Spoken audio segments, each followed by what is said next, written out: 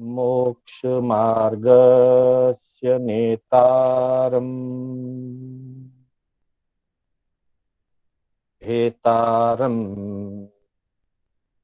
कर्म भूभृता ज्ञातारम् विश्वतत्त्वानां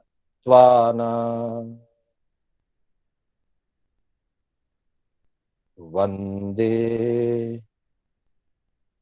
तद्गुणलब्धये वन्दे तद्गुणलब्धये।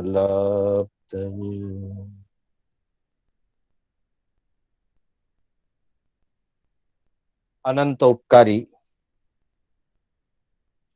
आस्था के आयाम चरम तीर्थंकर श्रमण भगवान महावीर को वंदन। प्रभु की परंपरा में विचरण करने वाले समस्त चारित्रात्माओं को वंदन। धर्म प्रेमी बंधुओं, सुशील माताओं एवं बहनों, श्री कर्नाटक जैन स्वाध्याय संघ बैंगलोर के तत्वावधान में आयोजित धर्म चर्चा के इस कार्यक्रम में मैं आप सभी का हार्दिक स्वागत एवं अभिनंदन करता हूं। आज की कक्षा जिज्ञासा समाधान के रूप में रहेगी। तत्वार्थ सूत्र के 6 अध्याय हमने किए हैं और कल से हम 7वें अध्याय में अर्थात संवर तत्व में हम 7वें अध्याय में प्रवेश करेंगे। उससे पूर्व 6ठे अध्याय से संबंधित और उसके इर्द गिर्द जो भी हमने जानकारियां प्राप्त करने की कोशिश की, उनसे संबंधित जो प्रश्न आए हैं उनकी चर्चा कुछ कल हुई थी, कुछ आज इसकी चर्चा होगी और उसके बाद कल से हम संवर तत्व की विवेचना में कदम बढ़ाएंगे। आज हमारा सबसे पहले जो प्रश्न है दीपिका जी कवाड़। दीपिका कवाड़ ने प्रश्न पूछे हैं 2। आपका पहला प्रश्न, दीपिका जी आप ध्यान दीजिएगा, आपका पहला प्रश्न जहां हमने 4 गति के आयुष्य के बोलों की चर्चा की थी उस पर आधारित आपका प्रश्न है। आपने पूछा है कि नरक के जीव मनुष्य आयु का बंद कर सकते हैं,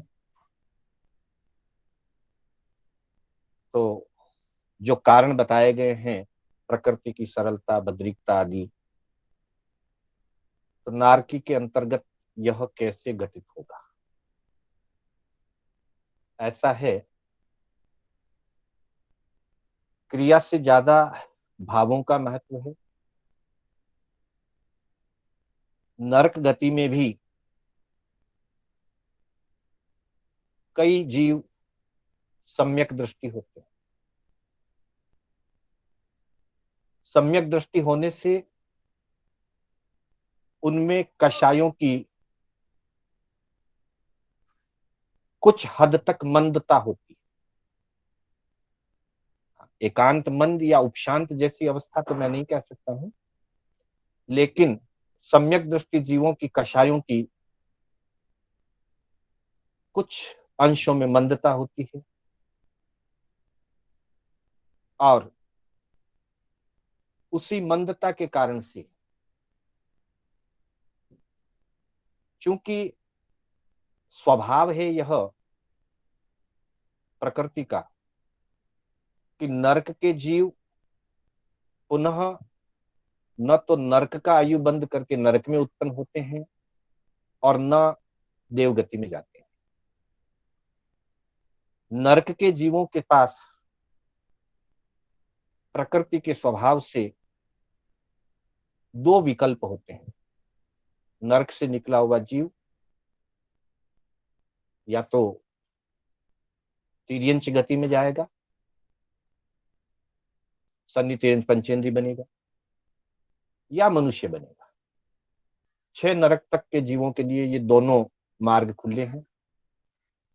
7वीं नरक के लिए एकमात्र तिर्यंच गति का ही दरवाजा खुला है। 7वीं नरक से कोई भी जीव मनुष्य में नहीं आता है, तिर्यंच में ही उत्पन्न होता है, तिर्यंच आयु का ही बंद होता है 7वीं नरक के जीवों। लेकिन 6 नरक तक के जीवों में उत्तरोत्तर पहली से दूसरी में, दूसरी से तीसरी में कषायों की अधिकता है, साथ ही लेश्याओं की अशुद्धि या मलिनता भी ज्यादा है। और जैसा कि कहते हैं 7वीं नरक में महाकृष्ण लेश्या होती है,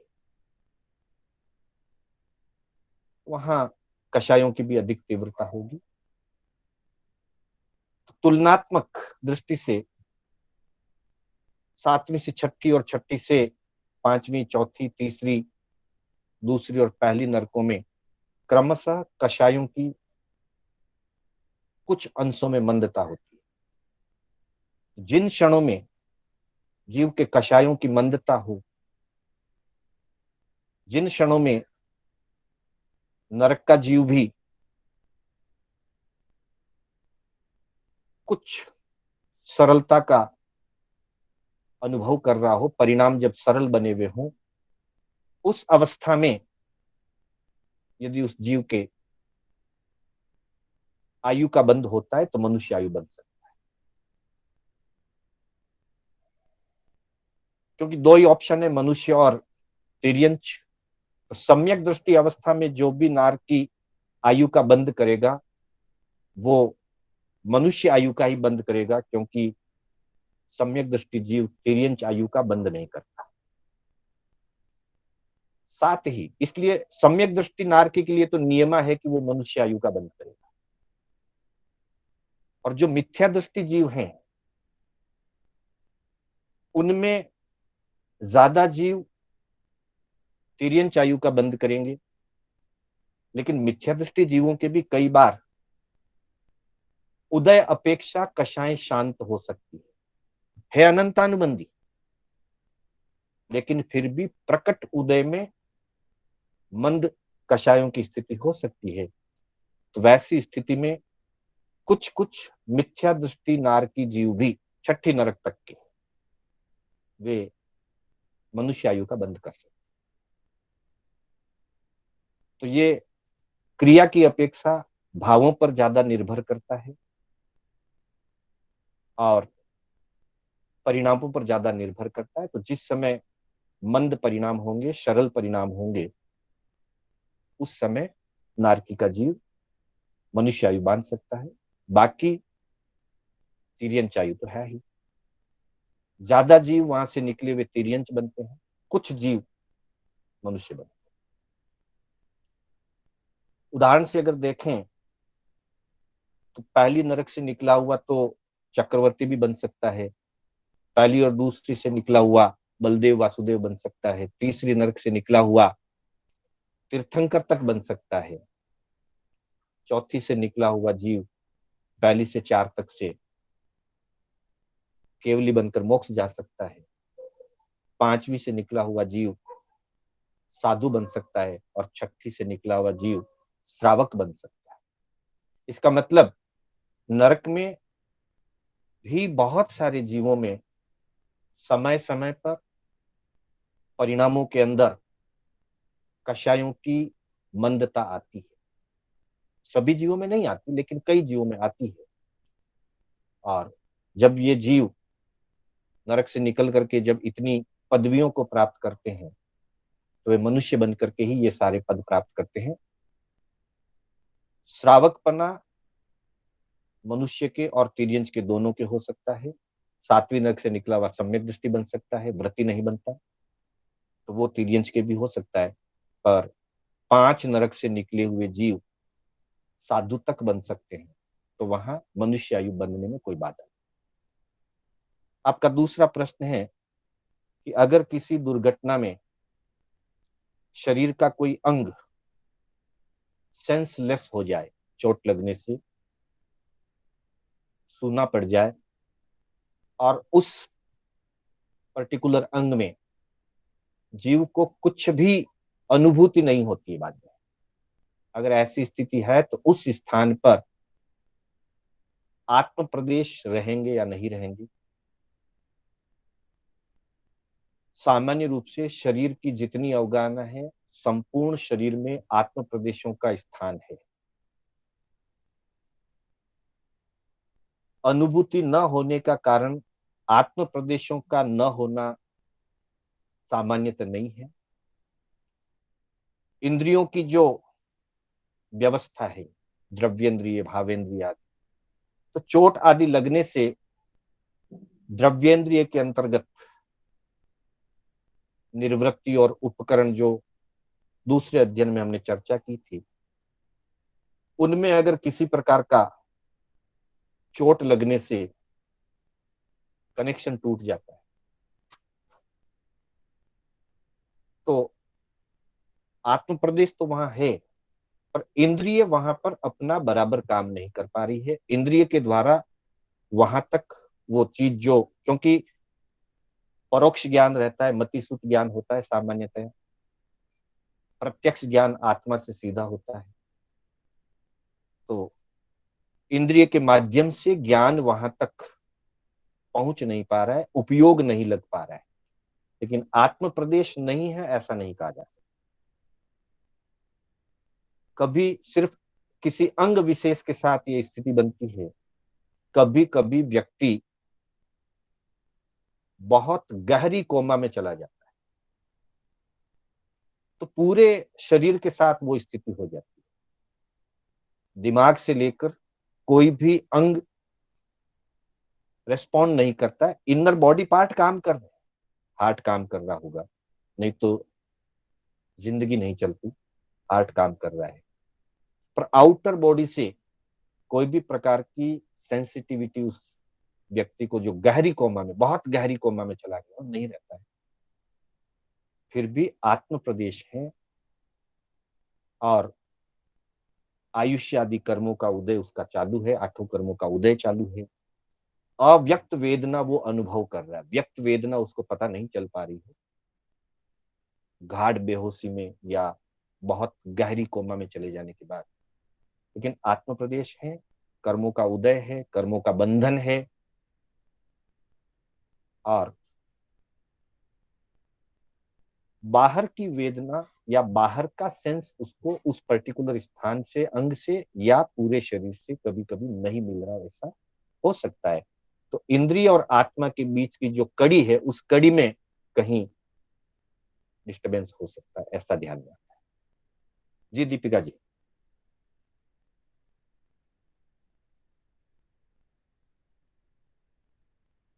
दीपिका, आपका कोई और अपेक्षा है? जुड़ नहीं पा रहे हैं। अगला प्रश्न कविता जी लोढ़ा।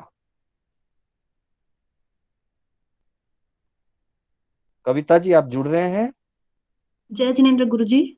जय जिनेन्द्र। चलिए, कविता जी के 2-3 छोटे छोटे प्रश्न हैं। एक प्रश्न है कि जैसे रात्रि में ही, 1 डे इन बिफोर,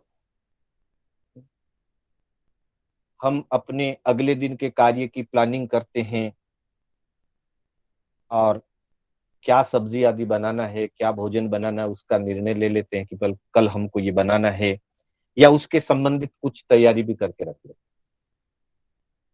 तो क्या उससे फिर उसी समय से क्रिया प्रारंभ हो गई?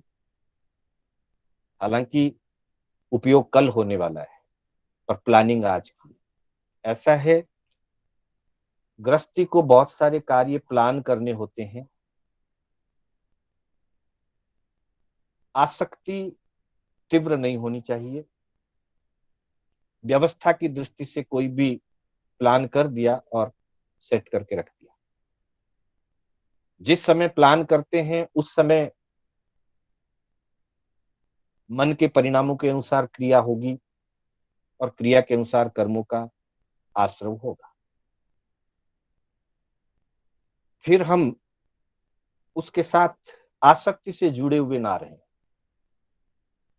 कभी फिर अगले दिन वो कार्य नहीं भी हो पाया, ऐसा हो सकता है, नहीं हो पाया, तब भी उसमें आसक्ति रख करके रौद्र की स्थिति, कषायों की तीव्रता नहीं लानी चाहिए। प्लान किया था, हुआ ठीक है, नहीं हुआ ठीक है। तो क्रिया बहुत सूक्ष्म रूप से क्रिया तो आनी शुरू हो जाएगी, क्योंकि जब से हम प्लान करते हैं वहीं से क्रिया शुरू हो जाती है। पर तीव्र आसक्ति ना रखें, सिर्फ व्यवस्था का दृष्टिकोण। और ग्रस्त जीवन में व्यवस्था से व्यक्ति बच नहीं सकता है। जब तक वो निवृत्ति ना ले ले, जब तक घर परिवार और व्यवस्थाओं से जुड़ा हुआ है, जिम्मेदारियों से जुड़ा हुआ है, चाहे महिला हो चाहे पुरुष हो, पुरुष को भी अपने प्रोफेशन से संबंधित, जॉब से संबंधित या बिजनेस से संबंधित कई चीजें, कल की आगे की प्लानिंग उसको करनी होती है। सूक्ष्म क्रियाएं तो जुड़ी हुई है, क्रियाएं आएगी, क्रियाओं से कर्मों का आश्रव होता है, बंद नहीं होता। 4-5 दिन पहले की क्लास में अपने ये विषय भी था, क्रिया एक कर्म, परिणामे बंध, उपयोगे धर्म।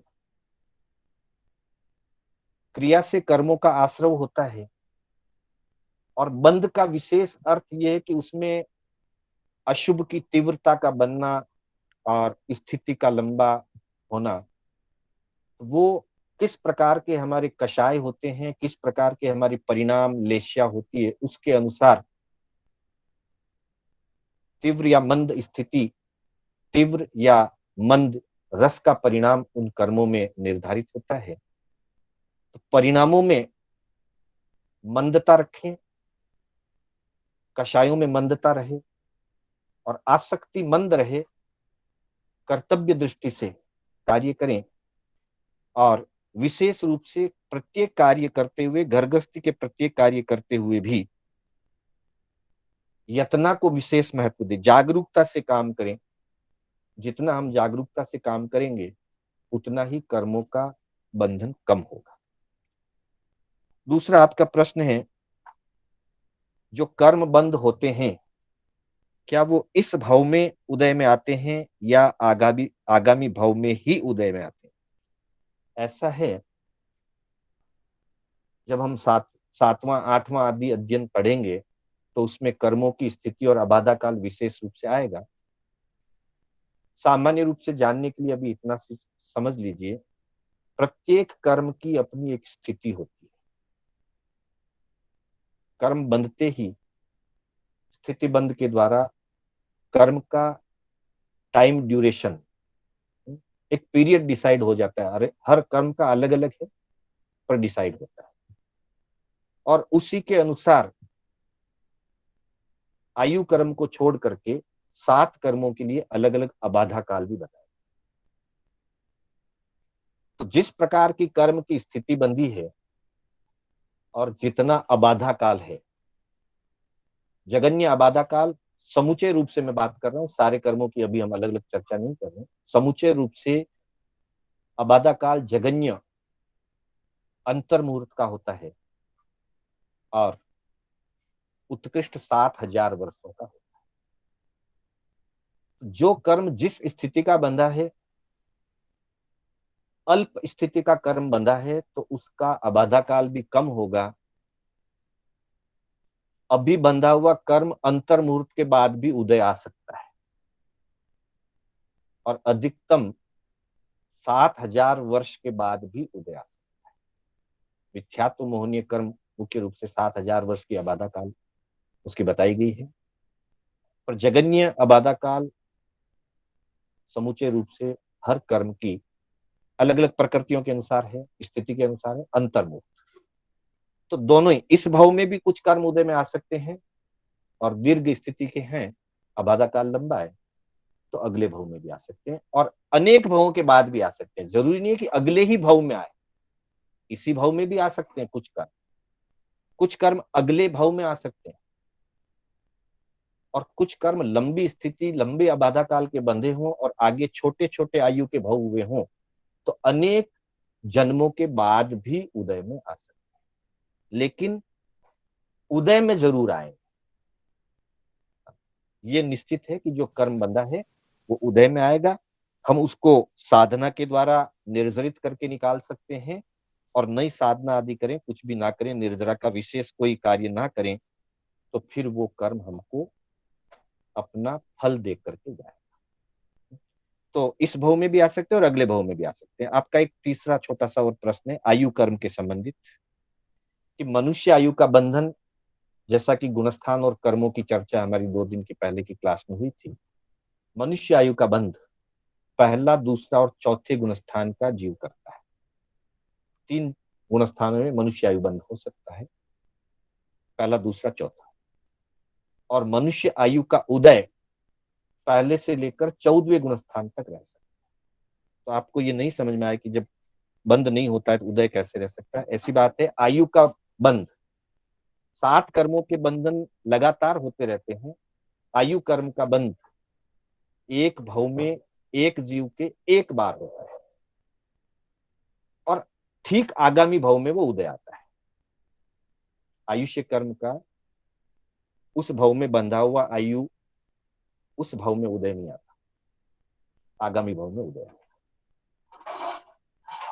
मतलब अनुभूति के रूप में मनुष्य के आयु बांधा, मनुष्य बनना अगले जन्म में बने। देव का आयु बांधा, देव बनेंगे अगले भाव में बने। तो जब कोई जीव मनुष्य रूप से जन्म लेता है, आयु तो बांध करके आया मनुष्य, 25 साल हो, 50 साल हो, 100 साल हो, करोड़ पूर्व हो, 3 पल्योपम हो, अंतर्मुख से 3 पल्योपम, जो भी हो सकता। जो जीव कर्म भूमि मनुष्य है और उसी भाव में मोक्ष प्राप्त करने वाले, हम किसी का भी उदाहरण ले सकते हैं, भगवान महावीर का उदाहरण ले सकते हैं। भगवान महावीर के पास मनुष्य का आयु था 72 वर्ष। भगवान का जब जन्म हुआ वे चौथे गुण स्थान पर थे, फिर 7वें पर गए, छठा सातवां चलता है लंबे काल तक, लगभग 12.5 वर्ष तक साधना में थे। उसके बाद 8वें, 9वें, 10वें आदि गुणस्थानों से आगे बढ़ते हुए 13वें गुणस्थान में वो अरिहंत बन गए, तीर्थंकर बन गए। फिर 14वें गुणस्थान में अयोग दशा को प्राप्त करके बाकी के 4 अघाती कर्मों का क्षय किया और मोक्ष पधारे। तो भगवान के चौथे गुणस्थान से लेकर, ठीक है बीच में 5वां स्पर्श नहीं हुआ, 11वां स्पर्श नहीं हुआ, तो एक अलग बात है, तीर्थंकर पे, पर सामान्य व्यक्ति हो तो 11वां भी स्पर्श हो सकता है, किसी को 5वां स्पर्श हो सकता है, कोई पहले से भी पहले गुणस्थान में भी हो सकता है मनुष्य। तो पूरे जीवन भर मनुष्य आयु का उदय चलता है। जैसे अभी हमारे मनुष्य आयु का उदय चल रहा है, मतलब हम मनुष्य जीवन को भोग रहे हैं। उदय का मतलब है उस बांधे हुए कर्म को भोगना। तो 14वें गुणस्थान तक जीव मनुष्य आयु के बंध को भोगता है। 4 तक के गुणस्थान चारों गति के जीव को होते हैं।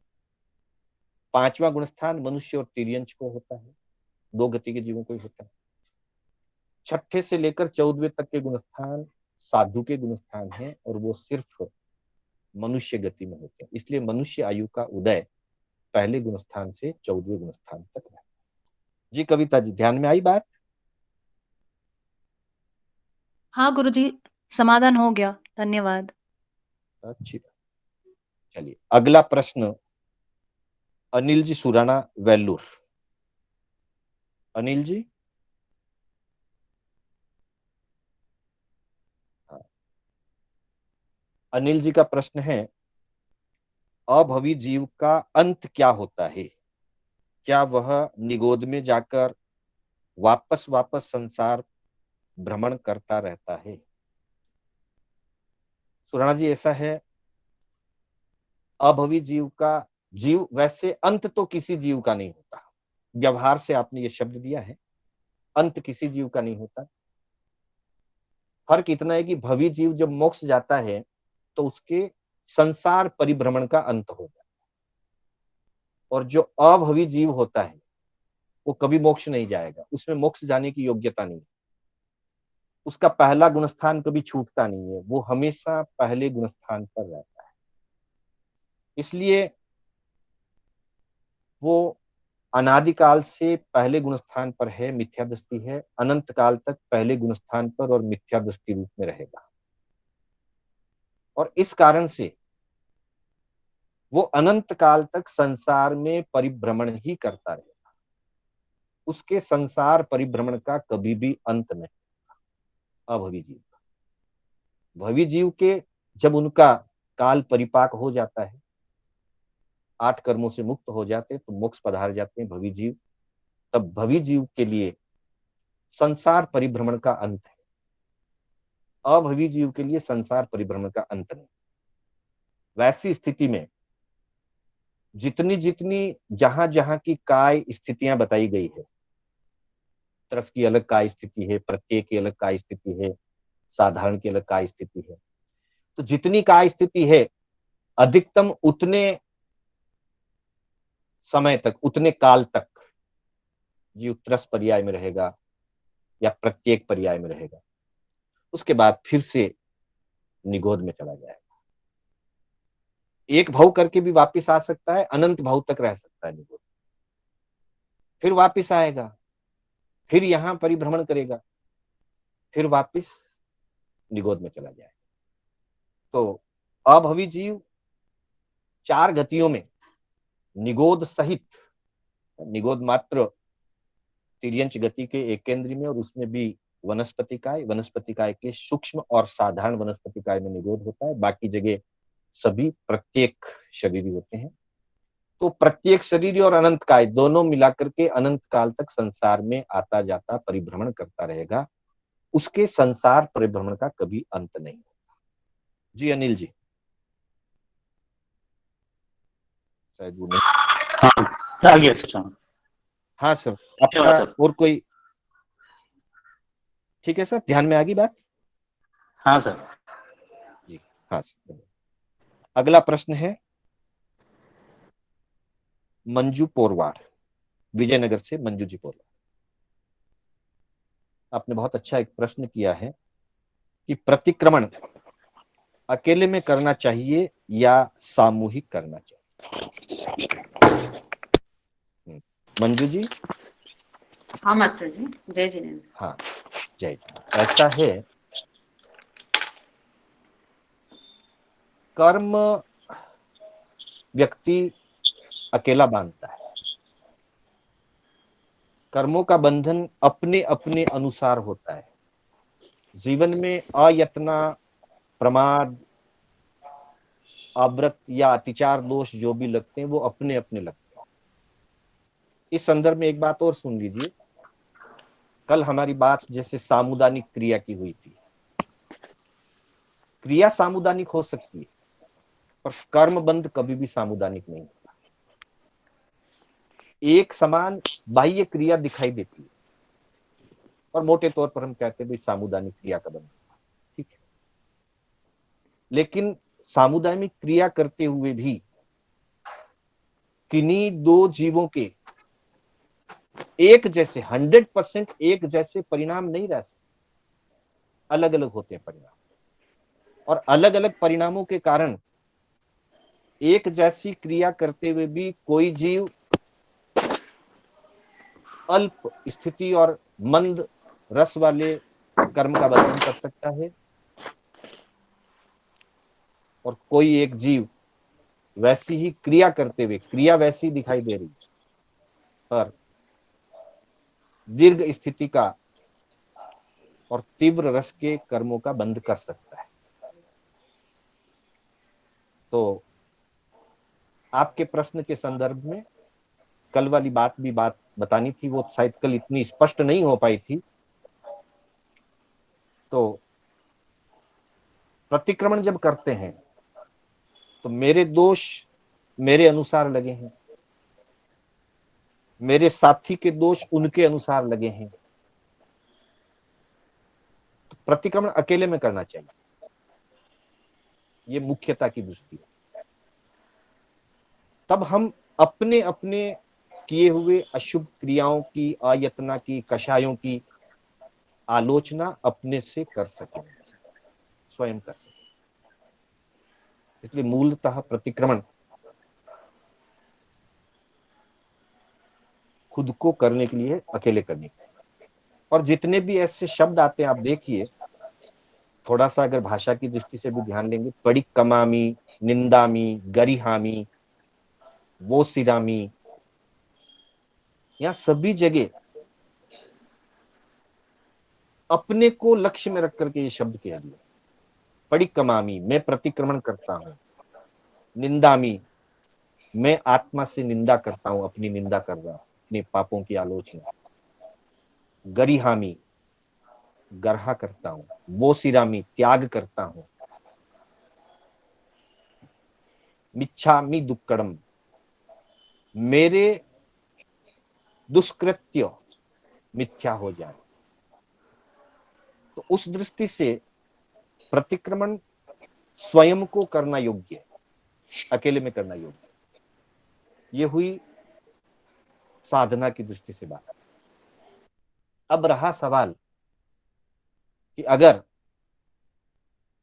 कुछ लोगों को प्रतिक्रमण नहीं आता है, वैसी दृष्टि से जिनको प्रतिक्रमण नहीं आता है, समाधान तो यह है कि उन्हें प्रतिक्रमण सीखना चाहिए। प्रतिक्रमण,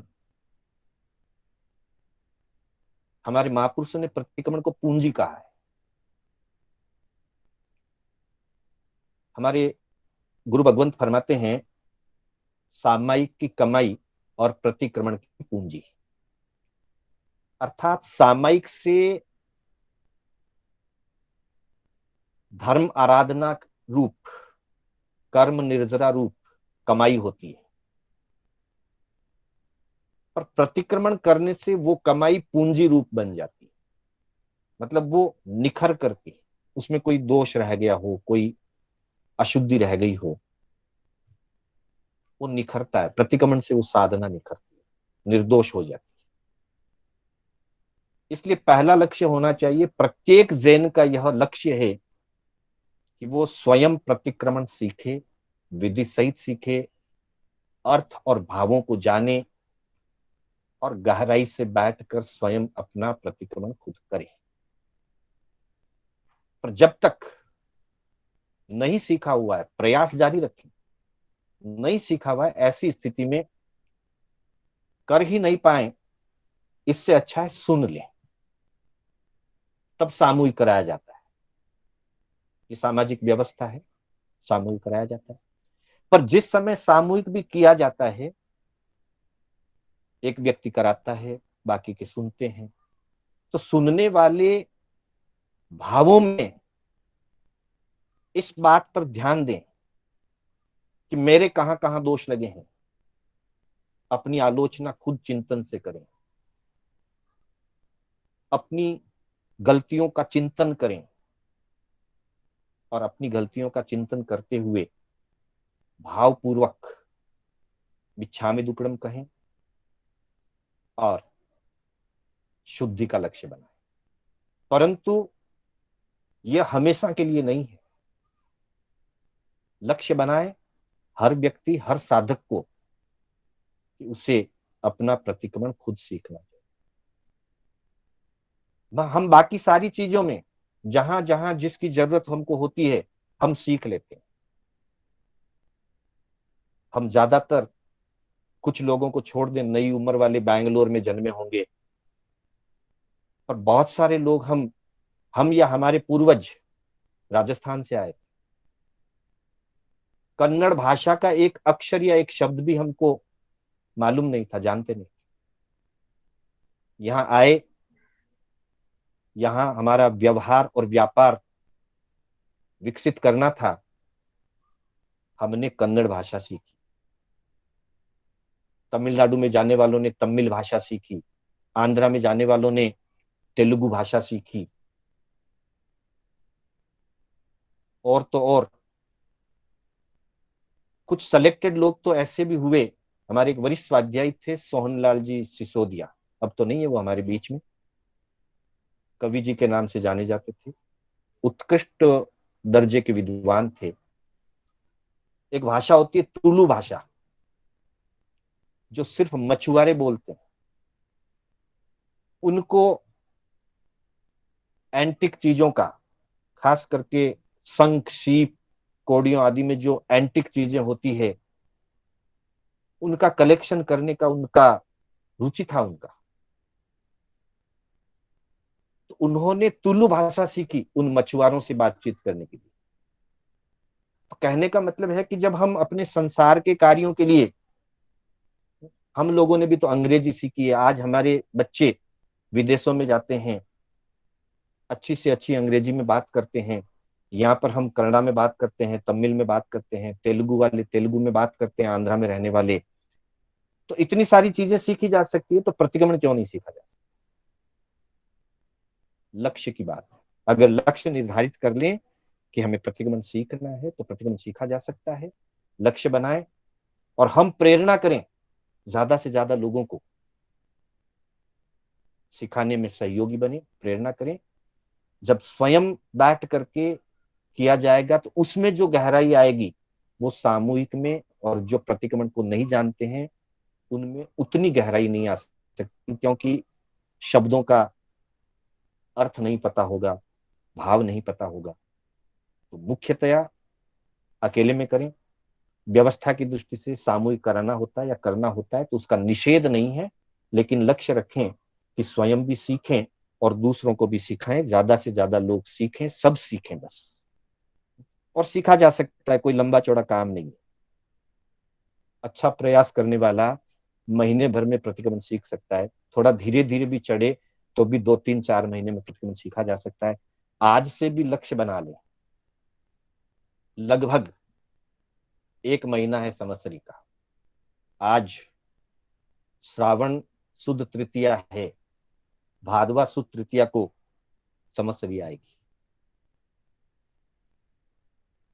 कोई परंपराएं पंचमी को मनाएगी, ठीक है, 22 तारीख अगस्त या 23 तारीख अगस्त।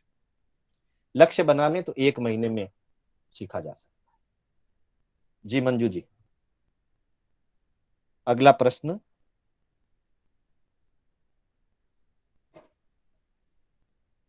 हाँ, आरती चोपड़ा का एक प्रश्न है।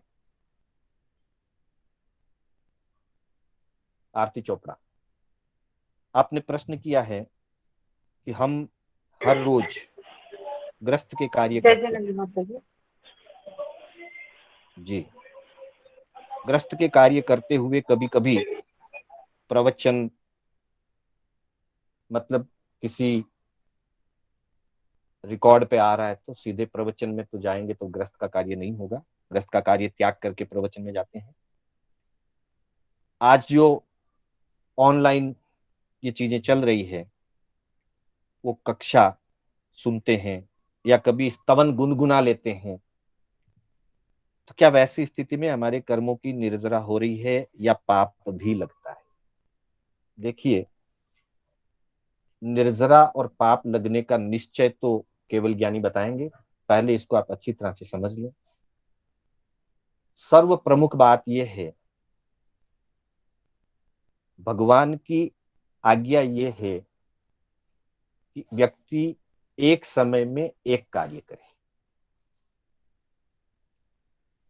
हालांकि कई बार एक समय में एक कार्य करते हुए भी हमारी जागरूकता इतनी उत्कृष्ट नहीं है कि एक at a time single work करते हुए भी हमसे गलतियां हो जाती हैं, हम चूक जाते हैं, अयतना हो जाती है, कभी कभी वस्तु हाथ से गिर जाती है, कभी कभी कोई चीज हमारे हाथ से छिटक करके टूट जाती है, वस्तु ढुल जाती है एक काम करते हुए, क्योंकि हमारी इतनी इतनी जागरूकता नहीं है, इतने हम सजग नहीं है। होना चाहिए पर है नहीं। वैसी स्थिति में जब हम दो काम इकट्ठे कर रहे हैं, वैसे भगवान ने एक समय में एक उपयोग की बात कही है। समुचे रूप से जब अंतर मुहूर्त की स्थिति होती है हमको दिखाई भी देता है, सुनाई भी देता है, ये तो सूक्ष्म है। पर स्थूल दृष्टि से जब हम दो चार काम साथ में कर रहे हैं, जैसे मान लो कभी कोई बहन सब्जी भी सुधार रही है और पाठ याद कर रही है, सब्जी सुधार रही है और स्तवन याद कर रही है या थोकड़ा फेर रही है,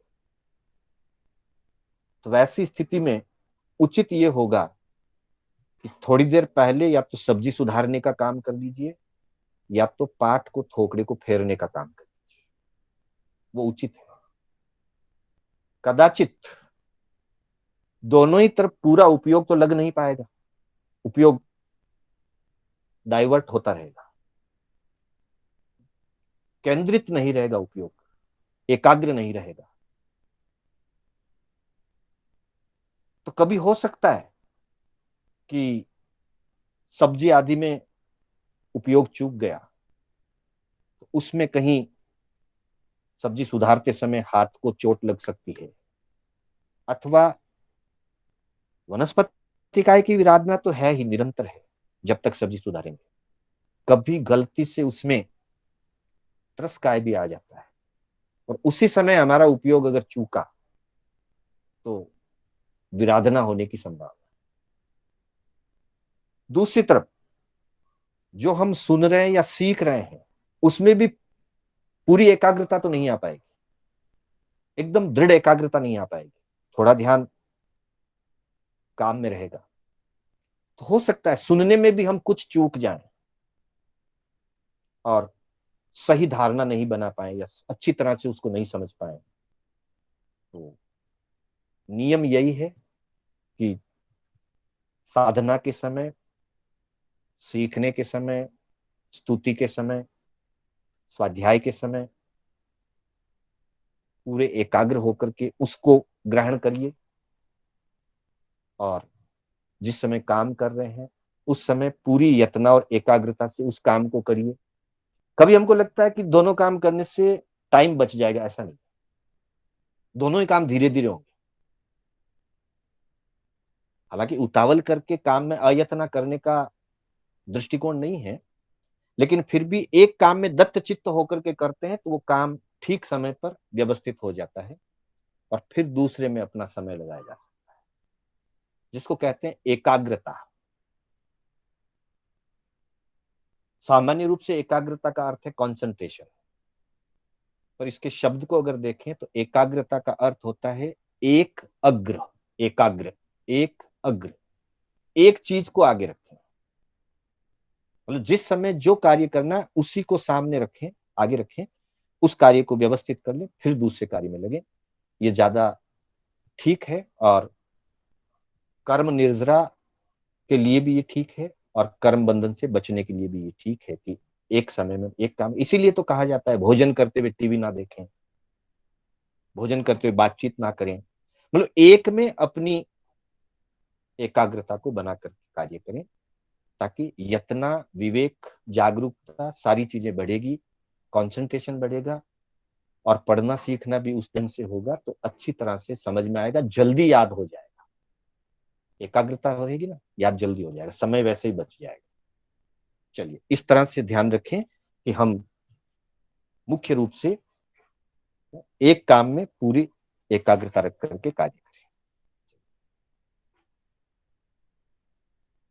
हाँ आरती जी, क्लियर? हाँ मास्टर जी, पर अगला प्रश्न जी। मास्टर जी, हाँ बोलिए पर आजकल है ना अपन देखते हैं सब घर में सुबह उठते ही बच्चों के लिए सुनाने के लिए अपन श्रवण वगैरह सब फोन पे ऑन कर लेते हैं और बाकी सब काम करते रहते हैं। तो इसको कैसे लेना चाहिए, मतलब सिखाने की ठीक है। दृष्टि है या सुनाने की दृष्टि? बच्चों को सुलाने आदि के लिए, बच्चों के लिए आपने कोई गीत वगैरह लगा के रखा है तो वो एक ठीक है, लेकिन उसमें आपको साधना या आराधना वाली बात नहीं हो पाएगी। जैसे अभी हम ये भी कार्यक्रम कर रहे हैं, अभी हमारे अनुकूलता नहीं है धर्मस्थान में एकत्र होने की, सामायिक करके बैठने की, तो हम बिना सामायिक ये कर रहे हैं, लेकिन पूरा लाभ तभी मिलेगा जब हम एकाग्र होकर के बैठे।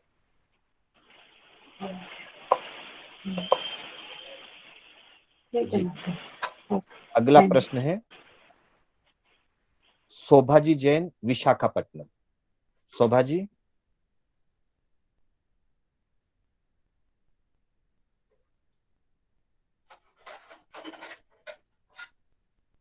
शोभा जी का प्रश्न, वो शायद बात नहीं कर पा रहे हैं।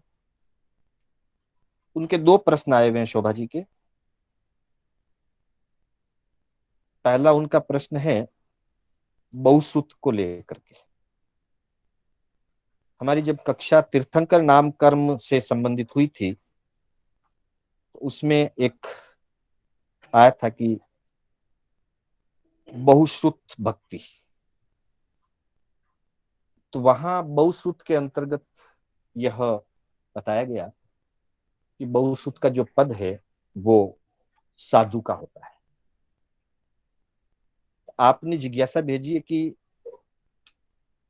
आगमों में कहीं कहीं श्रावक श्राविकाओं के लिए या ग्रस्त अवस्था के अंदर ये शब्द का प्रयोग हुआ है।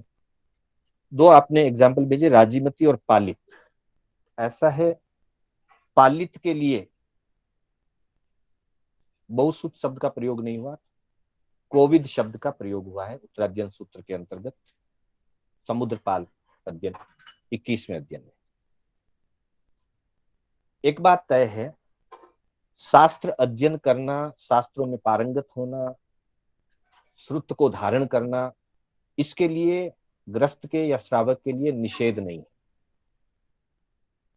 श्रावक आगम अध्ययन करते थे, पहले भी करते थे, आज भी करते हैं, और उनमें से कुछ श्रावक, कुछ श्राविकाएं गहराई से अध्ययन करती थी, तो वे श्रुत ज्ञान के कोविद कहलाते थे। जैसे पालित श्राविक के लिए आया है, पालित नाम के श्रावक श्रुत ज्ञान में कोविद थे, मतलब विशिष्ट ज्ञाता थे, गीतार्थ थे, जैसा हम कह सकते। राजीमती के लिए दीक्षा लेने के प्रसंग में बहुसुया शब्द का प्रयोग हुआ है कि जब वो दीक्षा ले रही थी उस समय वो बहुसुता थे, तो वहां पर भी बहुसुता का अर्थ यही समझ में आता है कि वे आगमों के और शास्त्रों के ज्ञाता थे, मतलब घर में रहते हुए उन्होंने अनेक शास्त्रों का अध्ययन किया था, श्रुत का अध्ययन किया था। इसलिए श्रुत अध्ययन की अपेक्षा से बहुश्रुत होने में कोई बाधा नहीं। तो जो बहुश्रुत भक्ति की बात आई है या बहुश्रुत पद की जो बात आई है, बहुश्रुत पद जो है 11वां अध्ययन उत्तराध्ययन सूत्र का बहुश्रुत पूजा, तो वहां बहुश्रुत की जो अपेक्षा है वो मुनि की दृष्टि से बहुश्रुत पद मुनि को ही होता है, ग्रस्त को बहुश्रुत पद नहीं होता। वो अनेक रूपों से श्रुत और ज्ञान का, श्रुत ज्ञान का धारक हो सकते हैं, गीतार्थ हो सकते हैं, कोविद हो सकते हैं, लेकिन उसको बहुश्रुत पद नहीं कहा जाएगा। बहुश्रुत पद की अपेक्षा से साधु को ही बहुश्रुत पद दिया जाता है, ऐसा ध्यान में आता है। निश्चय केवली गम्य है। दूसरा आपका प्रश्न है वो तात्विक प्रश्न है, सैद्धांतिक प्रश्न है। बहुत अच्छा प्रश्न आपने किया है।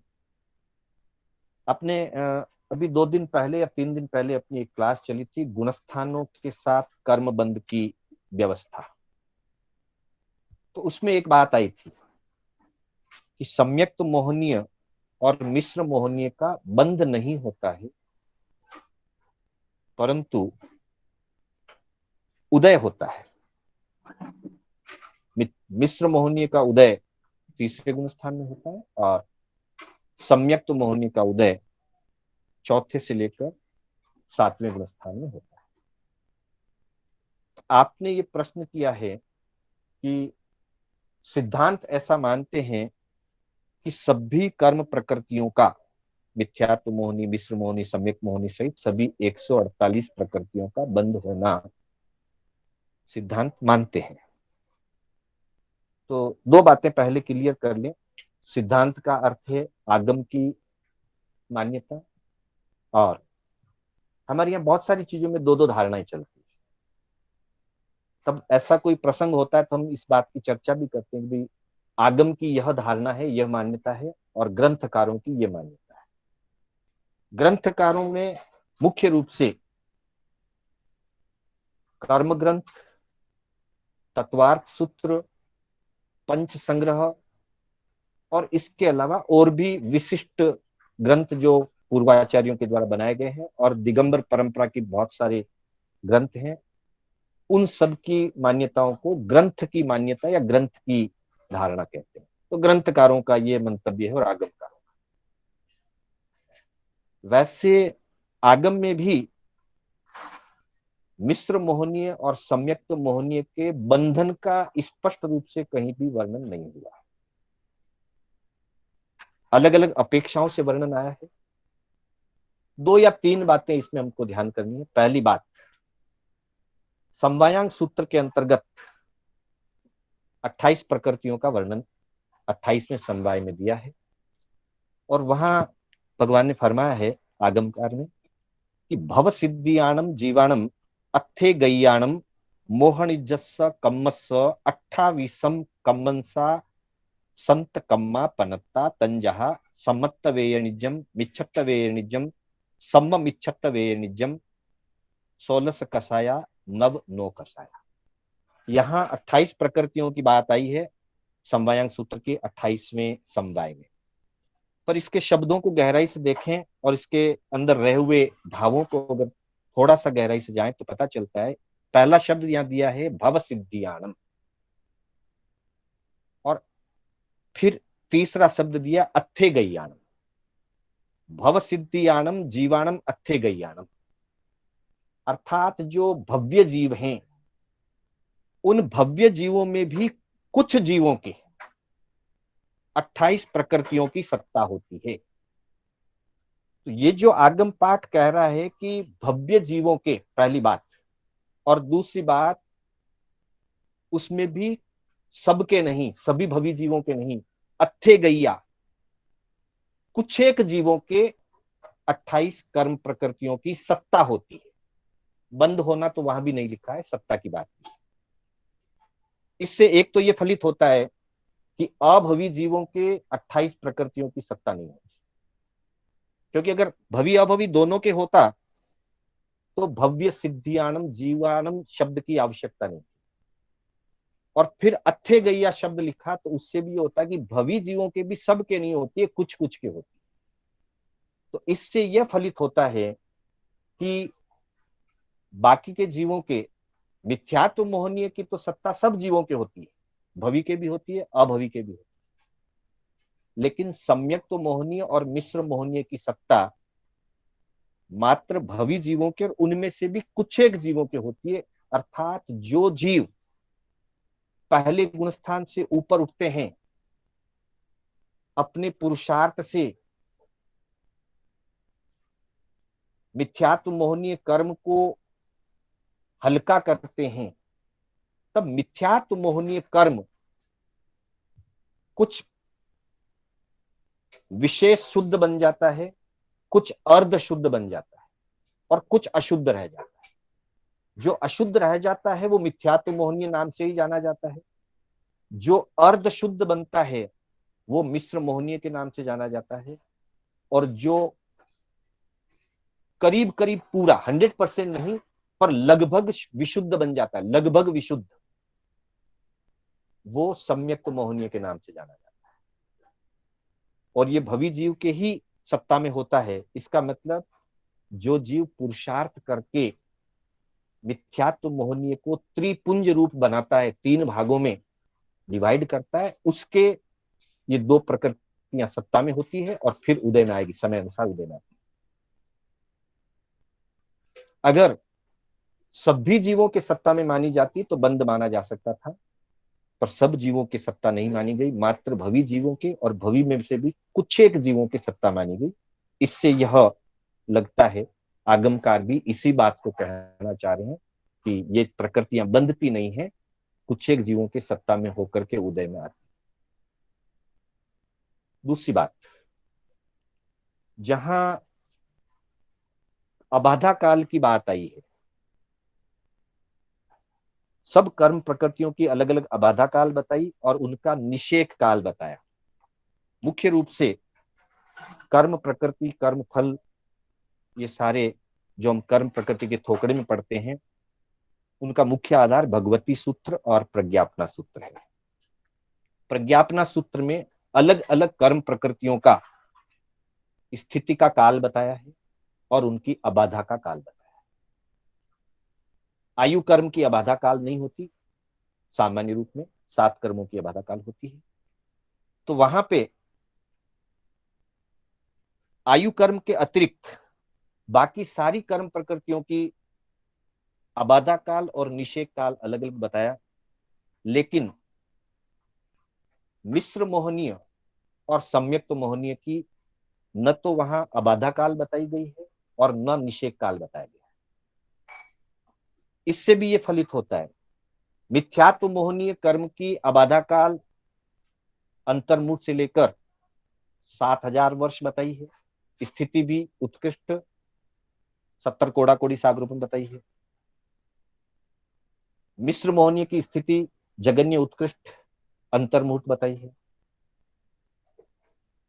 और सम्यक्त मोहनीय की स्थिति जगन्य अंतर्मुहूर्त उत्कृष्ट 66 सागरोपम जाजेरी बताई है, पर अबाधा काल नहीं। इससे ये फलित होता है कि अबाधा काल मिथ्यात्व मोहनीय का ही होता है, अर्थात मिथ्यात्व मोहनीय ही बंधती है, उसी का अबाधा काल होता है। और बाद में जब ये त्रिपुंज रूप बनती है, तो उस स्थिति में वो 3 भागों में विभाजित होती है। तीनों भाग कर्म दलिकों की अपेक्षा से सम भाग हो, ये जरूरी नहीं, कितना भी अंश हो सकता है। कुछ अंश सम्यक्त मोहनीय रूप बनता है, कुछ अंश मिश्र मोहनीय रूप बनता है। सत्ता में लंबे समय तक रह सकते हैं ये, जब तक साइक संकेत प्राप्त नहीं हुई तब तक वो सत्ता में रह सकते हैं। इसलिए उदय की अपेक्षा से स्थितियां बताई है, अबाधा काल नहीं बताया। बंद होता तो अबाधा काल भी होता, ऐसा इन आगमों के उद्धरणों से पता चलता है। और प्रज्ञापना सूत्र की विवेचना भी यही कहा है कि मिश्र मोहनीय का और सम्यक्त मोहनीय का किसी भी जीव के बंद नहीं होता है। ये प्रज्ञापना के इसी 23वें पद की विवेचना में बताया है। फिर भी वहां बताया कि जो 148 प्रकृतियों की बात कही है, तो उसमें संगति बैठानी चाहिए। आएगा तो बंद होकर के, पर मिथ्यात्व रूप बंद होकर के आएगा। सम्यक्त मोहनीय रूप या मिश्र मोहनीय रूप बंद होकर के उदय नहीं आएगा। मिथ्यात्व मोहनीय रूप बंद होगा, उसी में से सम्यक्त मोहनीय रूप उदय आएगा, उसी में से मिश्र मोहनीय रूप उदय आएगा। इसलिए जो भी प्रकृतियां उदय में आ रही 148, वो सारी बंधी है। ऐसा नहीं कि नहीं बंधी, कर्म तो बंधे हैं तभी उदय आ रहे हैं, लेकिन बंद मिथ्यात्व मोहनीय रूप होता है, सम्यक्त मोहनीय रूप और मिश्र मोहनीय रूप नहीं होता। क्योंकि बंद अगर होता तो किसी भी जीव के हो सकता था और सभी जीवों के उदय आ सकता था, पर ऐसा नहीं है। जब जीव मोक्ष के नजदीक पहुंचता है और जब वो सम्यक्त्व के लिए पराक्रम करता है, सम्यक्त्व की तरफ अपनी साधना को बढ़ाता है, उन्हीं क्षणों में सम्यक्त मोहनीय या मिश्र मोहनीय का उदय, तीसरे गुणस्थान में मिश्र मोहनीय का और चौथे, पांचवें, छठे, सातवें गुणस्थान में, इन 4 गुणस्थानों में मात्र सम्यक्त मोहनीय का उदय रहता है। ऐसा कर्म ग्रंथ में तो स्पष्ट दिया है कि 28 में से 26 कर्म प्रकृतियां ही बंद योग्य है। मूल पाठ में आगमों के अंदर अपेक्षा से ये बातें आई हैं, उन बातों को अपेक्षा से लेकर के समझने का प्रयास करना चाहिए। ऐसा गुरु भगवंतों से जो सुना है और जो आगम में लिखा उसको पढ़ने से जो ध्यान में आया वो आपको बताया है। निश्चय केवली गम्य है, और कोई इसके बारे में किसी को विशेष जानकारी हो तो वो बात कर सकते हैं। समय होने आ रहा है, हम आज की कक्षा को यहीं विराम देंगे। हाँ मास्टर जी, शोभा जी, आपको कुछ पूछना हो वापिस तो आप बात कर सकते हैं। जय जय जिनेंद्र मास्टर जी। हेलो, शोभा जी विशाखापट्टनम, जय जिनेंद्र मास्टर जी। शायद वो नहीं जुड़ पा रहे हैं।